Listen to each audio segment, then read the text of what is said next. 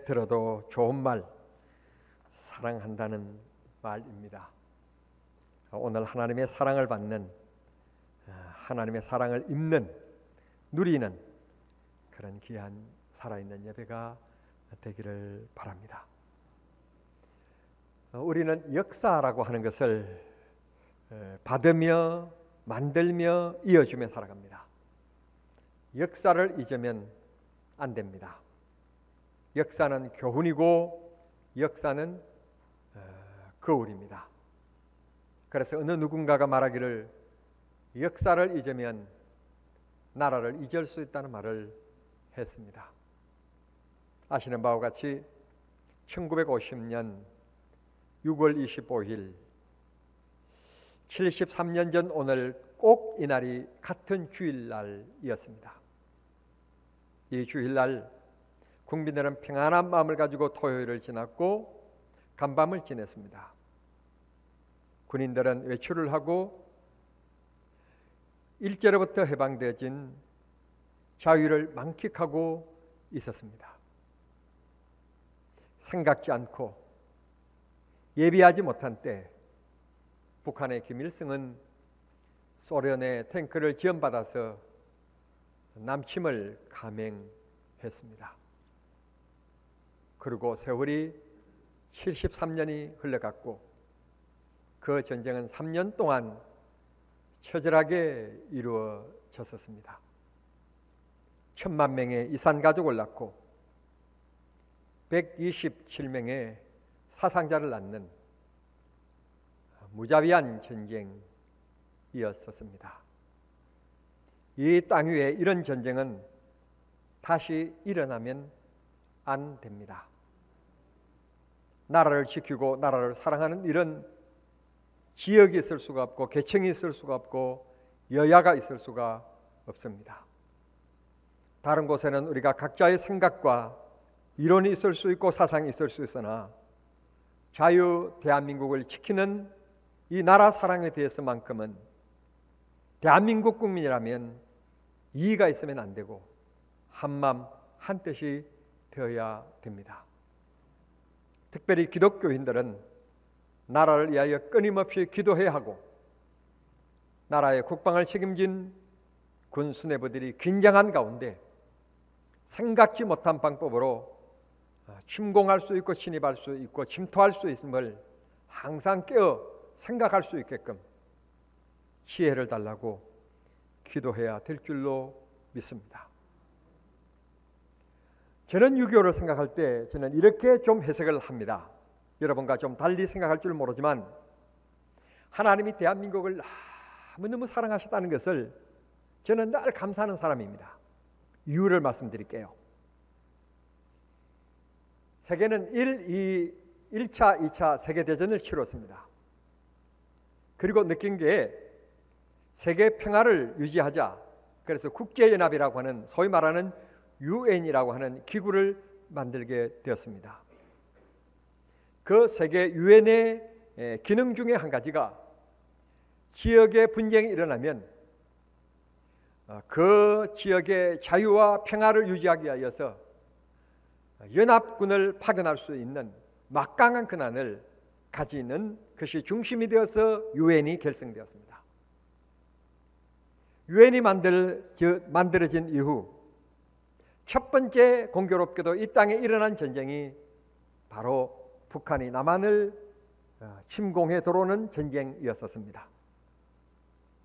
그리고는 유엔은 항상 상임 5개국이 만장일치제를 채택하고 있었습니다. 한 나라라도 비토하면 안 되는 5개국이 모두 만장일치제를 채택하고 있을 때 미국과 더불어서 세계에서 제일 많은 핵무기를 가지고 있는 소련이 김일성이를 지원하여서 남침하게 했는데 그때는 교통도 별 좋지 않고 통신도 좋지 않는 참 하나님의 은혜예요, 은혜. 그래서 상임 이사회가 소집되어졌는데 소련 대표가 그 시간에 맞추어서 오지 못하고 지각을 했어요. 그래서 4개국이 한국에 유엔군을 파송하도록 만장일치로 4개국이 통과한 다음에 소련 대표가 온 거예요. 여러분, 역사를 살펴보면 하나님이 대한민국을 얼마나 사랑하셨는지 하시는 일을 보세요. 유엔이 왜 생겼으며 유엔의 혜택을 가장 크게 본 나라가 대한민국. 첫 번째 유엔의 이름으로 군인을 파송한 나라 대한민국. 생각해보면 이게 우연이라고 생각합니까? 너무너무 신기하지 않습니까? 하나님께서 우리나라를 이렇게 축복해 주셨습니다. 복을 주셨습니다.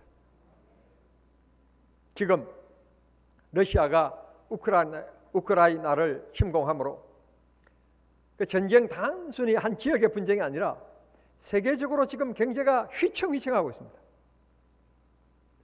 우리나라의 수출의 주력인 반도체가 반토막이 나고 여러 가지 문제가 생겼습니다. 현대조선은 앞으로 3년 동안 수주할 배를 만들 물량을 확보했는데도 불구하고 노조들의 파업과 노조들의 노동 시간의 준수, 이런 것 때문에 제대로 지금 일을 못하고 있습니다. 노조를 제가 비판하는 것은 아닙니다만 노조도 살기 위하여 있는 게 노조지 죽기 위하여 있는 게 노조가 아닙니다. 이런 때에 기가 막힌 일을 보십시오. 세계에 전쟁이 별로 없으니까 탱크를 만들어내고 미사일을 만들어내고 하는 군수 산업이 사양길로 들어가서 문 닫는 추세였었습니다. 그런데 우리나라는 심심하면 또 미사일을 쐈다네. 그런데 요즘에는 쏴도 쐈구만.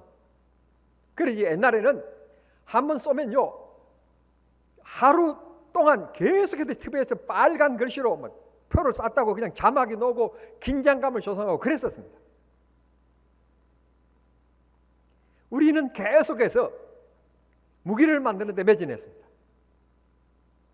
그래서요 세계가 깜짝 놀랄 일들을 엄청 성과를 냈습니다. 전투기를 만들어내지 않나, K9 여러 가지 심지어는 미국이 우리에게 수십만 발의 포탄을 사갈 정도로 엄청난 우리는 비약적인 발전을 해왔습니다. 폴란드가 1, 2차 계약을 통해서 약 20조 원에 가까운 무기를 사가기로 일단 우리가 인수하기도 했고 앞으로 인수할 그런 것에 계약을 했습니다. 동남아 지역에서도 우리나라에 만들어내는 전투기, 우리나라에서 만들고 있는 이런 무기들을 사가려고 교섭하고 있습니다. 전쟁은 절대로 일어나면 안 되지만 우리나라는 이렇게 경제적인 어려움 가운데서도 방산산업이 이렇게 발전함으로 어느 정도의 경제를 지탱하고 있는, 참 하나님이 하신 일은 진짜 기가 막힌다니까요. 기가 막힌다니까요. 이거 어느 대학 교수도 예견하지 못했고 미래학자도 경제학자도 예견하지 못했는데 하나님은 대한민국을 이렇게 떠받쳐 주시고요 하나님께서 지켜주시는 거예요. 하나님의 축복입니다. 축복.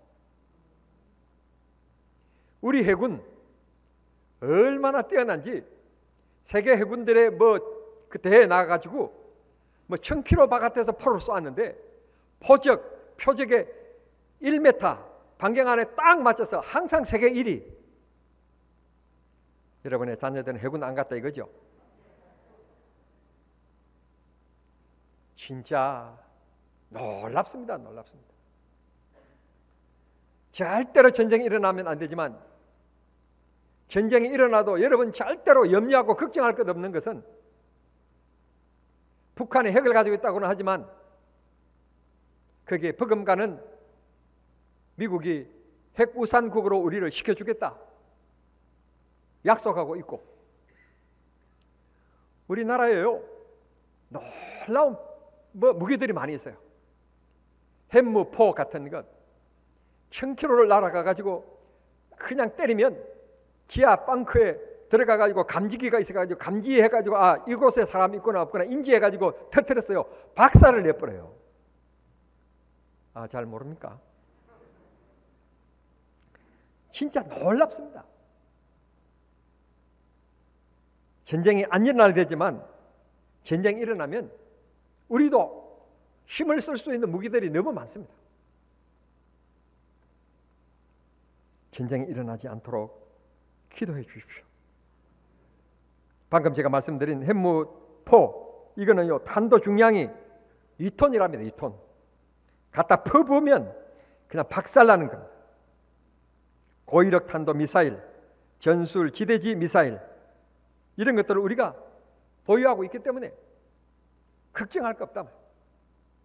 물론 우리가 선제 타격을 안 하고 북한이 먼저 선제 타격을 와서 첫 번째 타격이 있겠지만 우리도 대응할 무기들이 단단히 있다. 고대의 무기들이 발전시켜서 우리가 보유하고 있기 때문에 걱정할 필요 없어요. 북한이 뭐라고 한다고 해서 그냥 쫄 필요도 없고요. 당당해야 돼요.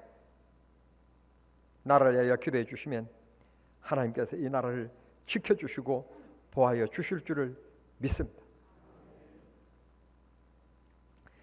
신명기 32장 7절의 말씀 보시면 너희들은 옛날 일을 기억하라. 역대 연대를 기억하라. 내 아버지에게 물어라. 그가 내게 설명할 것이요. 내 어른들에게 물어라. 그들이 내게 말하리로다. 대한민국이 어떻게 탄생되어졌으며 어떻게 지켜져 왔는지 우리 자녀들에게 부모로서 해야 될 의무 중에 하나는 바른 역사의 교훈을, 역사의 얘기를 바로 전해주라는 것입니다. 이게 하나님의 말씀입니다. 대한민국이 그저 된 것이 아닙니다.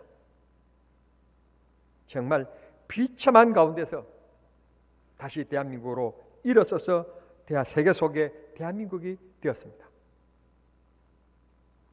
우리는 잊지 말아야 될 것, 공산주의는 공산주의입니다. 파일 반응이 그냥 너무 심각해서 안 하시는 거죠? 진보와 보수는 있을 수 있으나 좌파, 종북 있을 수 없어요. 같은 민족끼리 이 아주 감성에 빠지면 안 돼요. 평화휴전, 그리해서 이단들이 서명받고 하는 것 정신 차려야 돼요. 주한미군과 직결되는 일들이에요. 성도 여러분, 공산주의는 공산주의입니다. 쏘으면 안 됩니다. 약할 때는 미소 짓고 다가서고요. 강할 때는 바로 짓밟고 침공하는 게 공산주의입니다. 우리는 그런 악랄한 공산주의와 대치하고 있는 한반도에 살고 있습니다. 전쟁을 마쳤을 때 메가더 장군이 이 땅을 바라보면서 이런 말을 남깁니다. 전쟁을 통해서 잿더미가 되었을 때 메가더 장군이 하는 말이, 이 땅이 다시 회복되기에는 병년의 시간도 모자랄 것이다. 그런데요, 전쟁이 멈춘 지 70년 만에 도움을 받던 나라가 도움을 주는 나라, 비상임 이사국이 된 나라, 대한민국밖에 없어요. 그리고 무기적으로도요, 우리가 전쟁할 때, 6.25 때 전쟁할 때 탱크 한 대도 없었던 나라가 이제는 탱크를 막 팝니다. K9을 사가려고 하는데도 너무 많지 않아요? 기술이 유출될까 봐 이것저것 따져보고 지금 우리가 있을 뿐이지. 여러분, 우리 대한민국이 이렇게 잘 사는 나라가 되었습니다. 하나님의 축복입니다. 이렇게 되기까지는 기독교 역할이 컸고 선교사의 역할이 컸습니다. 두 번째, 오늘 우리가 자유를 지키기 위해서 목숨을 바친 분들이 있다는 것을 기억하고 전후방에서 역시 오늘 또 푸른 제복을 입고 나라를 위해서 젊음을 바치며 수고하는 국군 장병들이 있다는 것을 잊으면 안 됩니다. 국립묘지는 자유가 얼마나 소중한가를 지금도 그분들은 잠대로 우리에게 증명해 주고 그리고 말씀해 주시고 있습니다. 더군다나 우리 교회는 현역 장교가 세 사람이나 있는 교회입니다. 끊임없이 나라를 위하여 기도해 주셔야 될 줄 믿습니다. 오늘 이제 우리 본문을 주신 시편 27편은 성경학자들이 두 가지 견해를 가지고 있습니다. 시편 27편이 기록되어진 배경은 다윗 왕이 아들 압살롬의 반란에 의하여서 도망칠 때, 쫓길 때 지은 시라고 말하는 성경학자들이 있는가 하면, 그게 아니라 사울 왕에게 쫓길 때, 사울 왕에게 10년 동안 피신의 생활을 하고 쫓길 때 이 시편 27편을 썼다고 말하는 이 두 가지 견해가 있습니다. 어느 것이 맞는지는 잘 모르겠습니다. 그러나 저는 전자에 맞추지 않고 후자에 맞추고 싶습니다. 사무엘이 찾아와서 이세 집에서 아들들을 불러 모았고 다음 왕이 될 사람에게 기름을 붓는데 막내 8째인 다윗이었습니다. 그리고는 아버지의 심부름을 하기 위하여서 전쟁 때 나갔다가 골리앗이라고 하는 사람을 보게 되어서 물맷돌을 돌려서 그를 죽입니다. 나라 영웅이 되었지요. 훈장을 받아야지요. 그래야 되는데 이게 웬일입니까? 사울 왕의 시기 질투심을 받습니다. 권력이란요, 시아버지가 며느리가 다투는 게 권력입니다. 곧 국회의원 선거가 다가올 건데 형님 동생이 함께 출마하면 그거 싸웁니다. 또 이 권력이란 그런 겁니다. 이 권력 때문에 사울 왕이 다윗을 얼마나 미워하는지 모릅니다. 죽이려고 합니다. 심지어는 군인들을 동원시켜서 다윗을 잡아와라, 다윗을 죽여서 목 베어서 목을 들고 와라, 그만큼 혈안되어져 있었습니다. 쫓기는 자는 피곤하면 가다가 쉴 수 있고 목마르면 물을 마실 수 있지만, 쫓김을 당하고 있는 자는 피곤하여도 앉아 쉴 수 없고 목이 말라도 마음껏 물을 마실 수 없는 쫓김의 자의 슬픔과 아픔과 고통과 불안인 것입니다. 다윗은 그런 가운데서 오늘 성경 본문 보면 그 상황을 뭐라고 표현했는가 하면 전쟁 가운데서 그럽니다. 내 힘으로 막을 수 없는 상황이라는 뜻입니다. 전쟁 가운데서 하나님께서 비밀히 나를 지키시고 보호해 주실 것이다. 하나님이여 나를 지키시옵소서, 하나님이여 나를 보호해 주시옵소서, 그런 간절한 기도를 하나님 앞에 드립니다. 3절에 보면 군대가 나를 대적하여 그럽니다. 본인은 쫓기고 있는데 본인을 죽이려고 하는 사람들은 너무 많다는 겁니다. 군대라는 겁니다. 군대. 엄청나게 자기를 죽이려고, 자기를 잡으려고 쫓아오는 사람들이 많다는 것입니다. 3절에서 여전히 얘기합니다. 전쟁이 일어나 진칠지라도 나는 태연하리로다.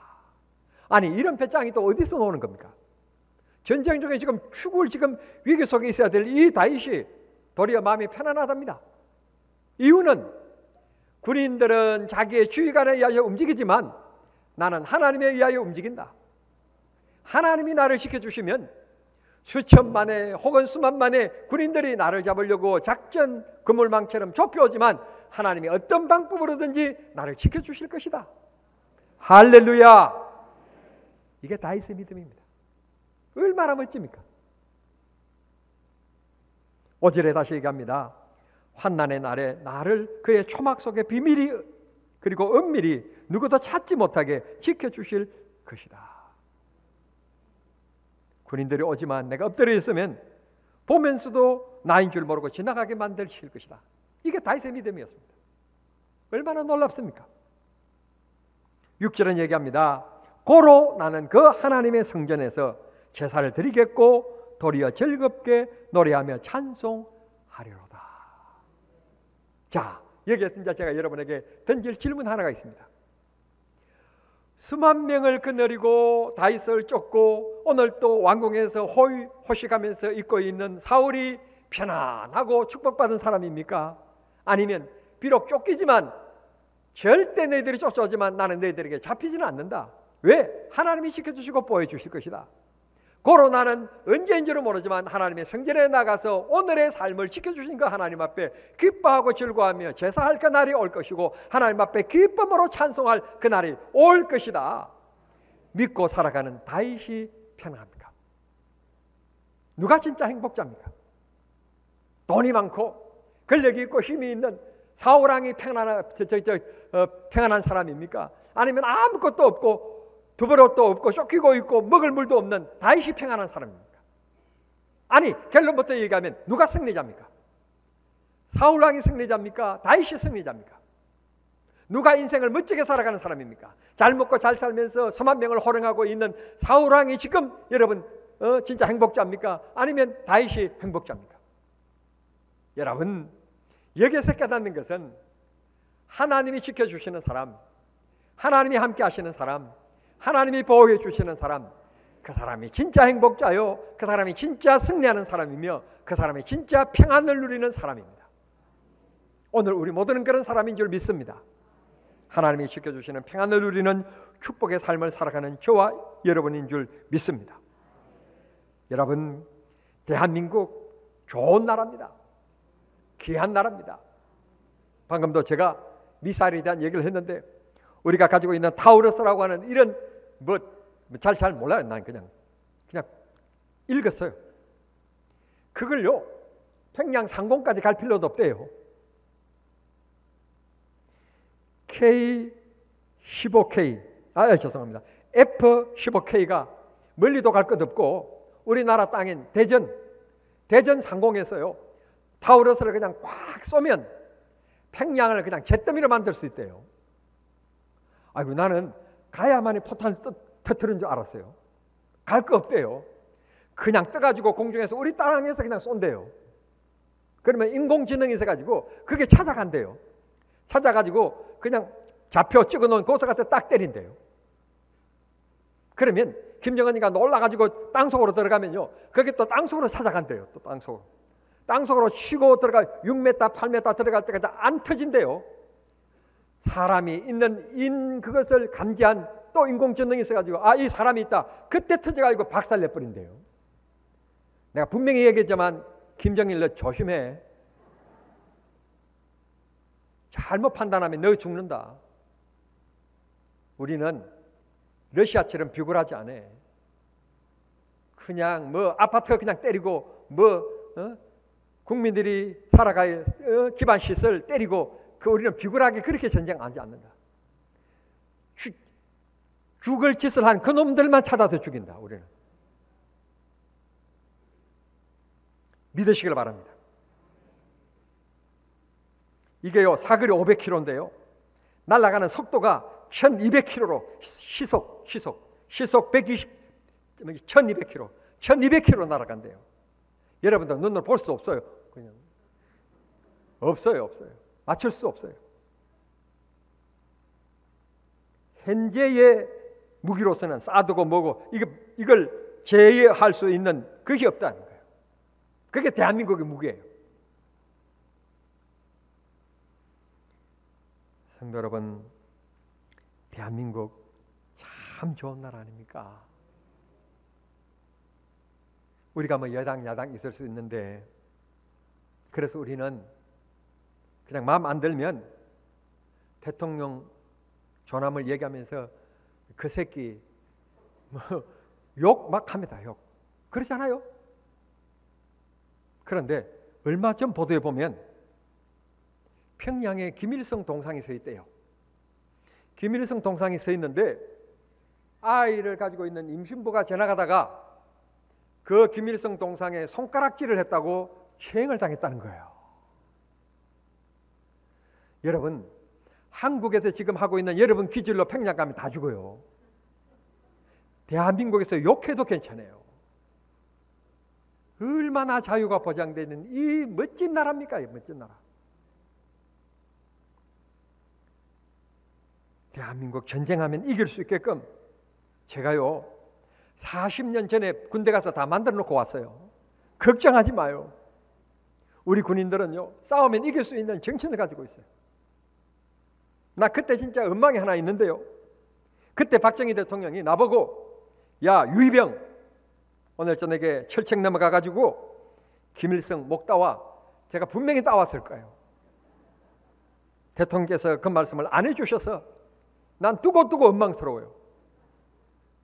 그때는 우리는 전쟁이 일어나면 진짜 싸워서 이기는 군대였지 시시하지 않았어요. 멋진 군대였어요. 지금도 멋진 군대지만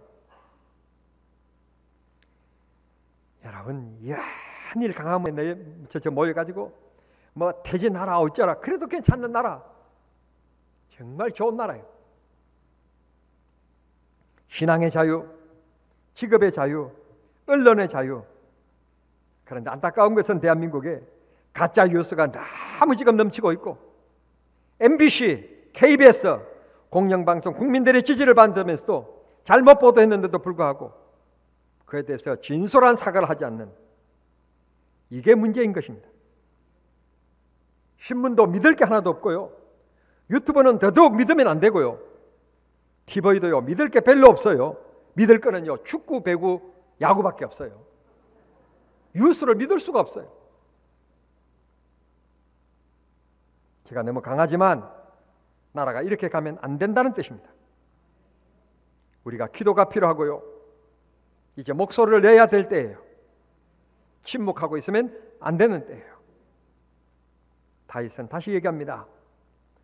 내가 살아가는 삶의 자리에 생각지 않는 고난이 있고 질병이 있고 적이 생기고 고통이 있고 믿었던 사람이 떠나가고 외롭고 목마르고 자지 못하고 배고프고 이런 고난 가운데 있지만 그럼에도 불구하고 내 마음이 평안한 것은 하나님께서 나를 지켜주시고 보호해 주실 것이기 때문에 나를 봐도 모르게끔 하나님이 비밀이 나를 지켜주실 것이다. 결국은 그들이 하나님 앞에 나가서 찬송하고 예배할 게 아니라 내가 하나님 앞에 나가서 예배하고 찬송하게 하나님이 하실 것이다. 그 믿음을 가지고 다윗은 살았던 것입니다. 여러분, 그런 다윗과 같은 믿음을 여러분들이 꼭 소유하시기를 바랍니다. 하나님은 나를 버리시지 않는다. 하나님 나를 지키신다. 나와 함께 하신다. 승리케 하실 것이다. 오늘의 눈물 날 일 있지만 내일에 감사하고 웃을 날이 있다. 믿음을 가지고 살아가는 우리 성도님 모두 되셔서 다윗이 오늘 얘기하는 것처럼 하나님의 나를 지켜주시고 보호해 주옵소서. 오늘 우리 기도가 되면 하나님께서 우리 기도를 들으시사 축복하시고 역사하여 주실 줄 믿습니다. 하나님의 보호를 받는 우리 그런 성도님들이 다 되시기를 우리 주님 이름으로 축원합니다. 기도하겠습니다. 하나님 아버지 감사합니다. 하나님께서 73년 전에 생각지도 않는 어려움을 당했지만 하나님께서 세계를 동원해 주셔서 우리 자유민주주의 대한민국을 회복할 수 있도록 도와주시는 것을 감사합니다. 이제 우리는 도움이 필요한 나라에 대해서 책임을 감당할 줄 아는 대한민국이 되게 하시고 절대로 우리는 나라 사랑 그리고 안보에 있어서만큼은 절대로 분열되지 않고 한마음 한뜻 되어서 이 나라를 잘 지켜가는 그런 우리가 될 수 있게 해 주시옵소서.